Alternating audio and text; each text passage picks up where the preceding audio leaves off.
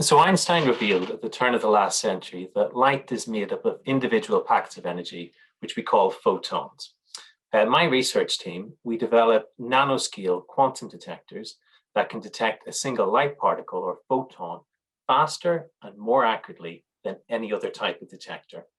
And just for scale, the detector's on the left-hand side, they're in the gray image, and it's roughly about the size of a single red blood cell. We can use this device in the most secure form of ground to space communication, where it can detect light signals encoded with information. It can produce the highest resolution 3D maps through the LiDAR technique, which will minimize road accidents in the upcoming autonomous driving revolution. And it can detect short-lived signals given off by dying tumor cells, so cancer treatments can be performed with minimal damage to the patient. There's just one thing preventing the widespread use of this detector. In order for it to work, it needs to be cooled all the way down to minus 272 degrees Celsius, where it enters a superconducting state.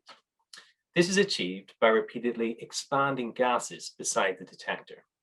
To demonstrate this effect, you can first blow on your hand with your mouth open wide, and then repeat it with your lips forming a small gap. In the latter, the gas is expanding, therefore we experience a temperature drop. So commercially available cooling systems work in the exact same way. However, they are heavy, expensive, oversized, and provide far too much cooling for these tiny detectors. The current approach is equivalent to using an industrial scale freezer to freeze a single ice cube. Therefore, my project aims are to reduce the cooling system's size, weight, and power requirements to increase the portability of these detectors. My solution for this is a microscale chip-based cooler. I use the word chip because we made using the exact same techniques used to make computer chips.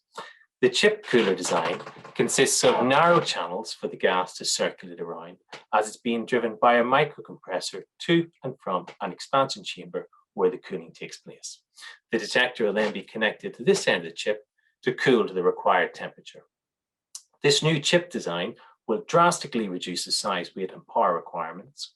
So, for example, the detector and cooling system is now compact enough to fit inside a family car or light enough to fit inside a satellite.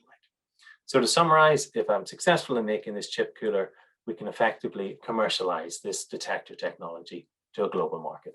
Thanks for listening.